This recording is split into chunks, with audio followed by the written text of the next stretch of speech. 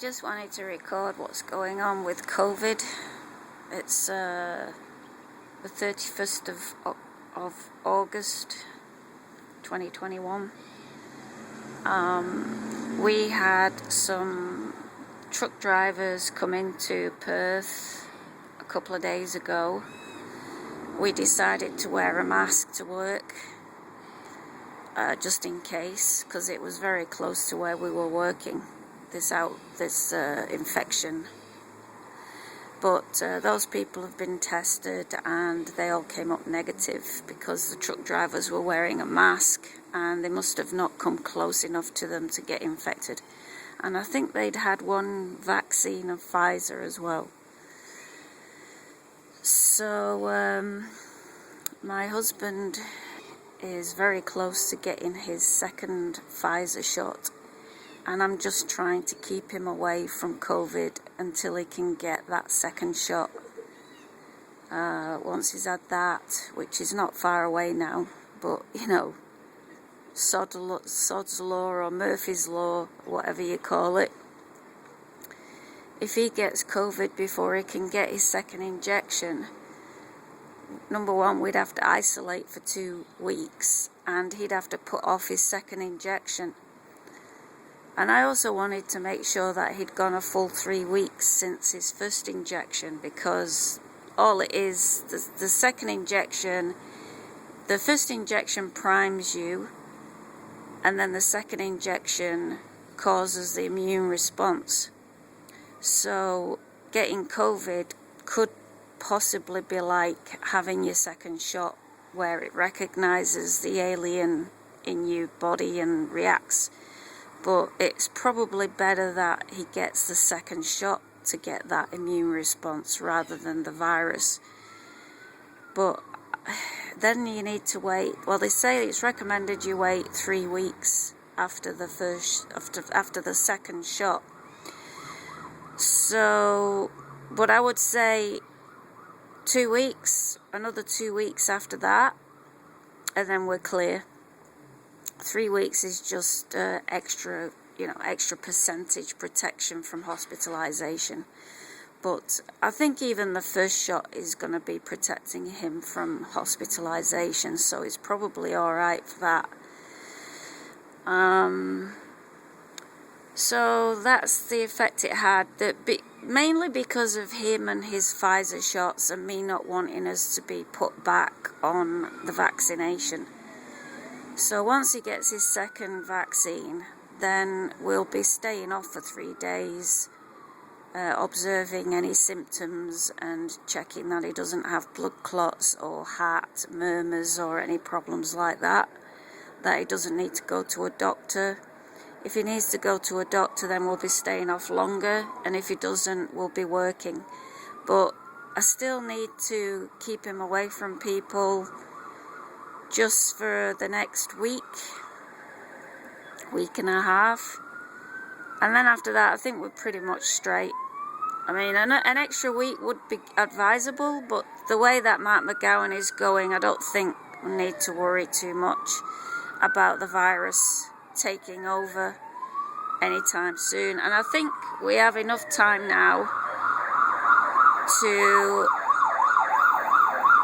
get that 3 weeks in before it spreads. If it does come in, like let's say it comes in tomorrow, it takes 3 days for symptoms to show up from then. And if it gets really bad, we could always take some extra time off work. But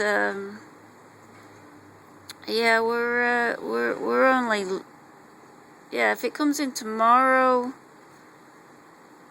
and if you're unlucky to be exposed then, but probably you might not get exposed for another 3 days, so that should keep us safe until he gets his second injection. But fingers crossed it doesn't come in from anywhere until he gets his second injection. Then we'll be having 3 days off. So then he gets a chance to respond to the second shot, and we won't be working until Thursday.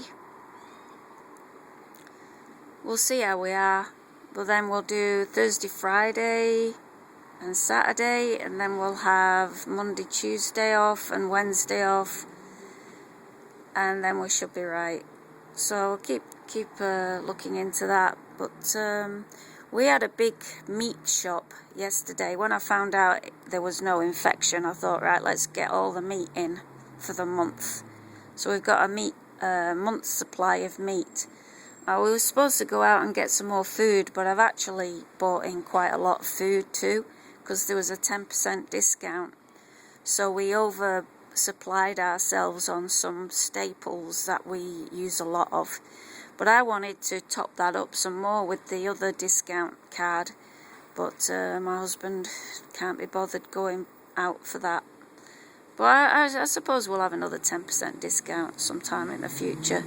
But we're pretty well stocked up. We could probably manage for 6 months if anything went wrong and we needed to stay home. But actually, basically 3 weeks after his second shot, we want to get exposed to the virus. The only downside is you have to be off for 2 weeks. You have to isolate for 2 weeks, and you can't work for 2 weeks rather. So, yeah, but Mark McGowan is going to try and keep it out of WA, and that bides us time. That gives us time to get ourselves protected.